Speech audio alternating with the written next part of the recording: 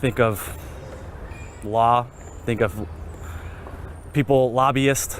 I think of anybody that's trying to levy or leverage themselves into some form of law, into, I guess you could say, some form of power, and trying to exercise their right in not, I guess you could say, a non-political way in that sense.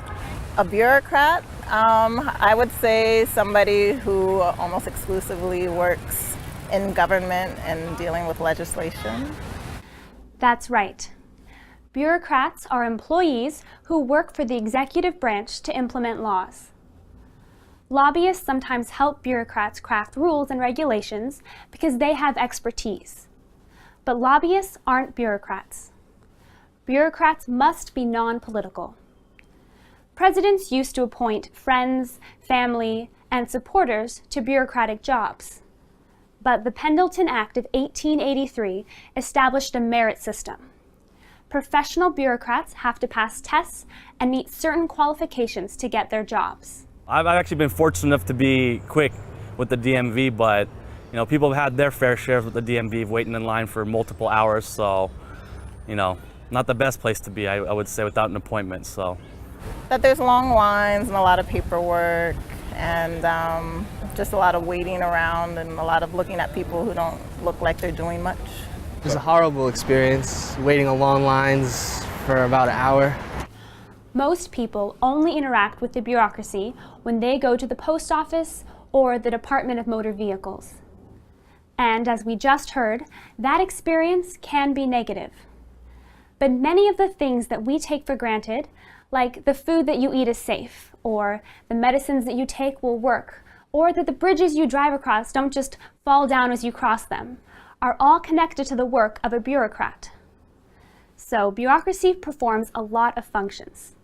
It regulates, provides services, adjudicates like a court, conducts and shares research, and does a lot of other things we don't usually think about.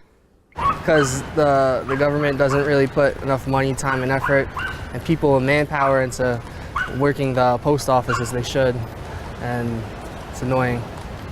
Usually with an office like the DMV, there's no competition or anything, and there's also just one for a big area, so they also have a lot more customers and a lot of times less staff. I mean, more and more governments embracing the digital technology kind of cuts back on manpower costs and also just, I guess, labor.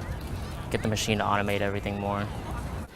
It might seem like the federal government doesn't have enough employees, but the bureaucracy has grown tremendously.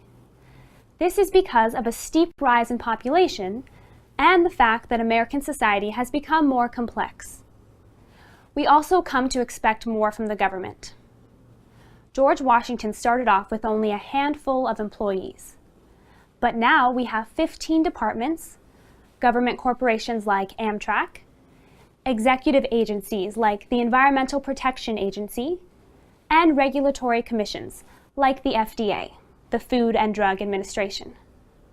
Congress, the courts, and the president all have some control over the bureaucracy and try to improve it. Fortunately, the digital revolution may help make the bureaucracy become more efficient.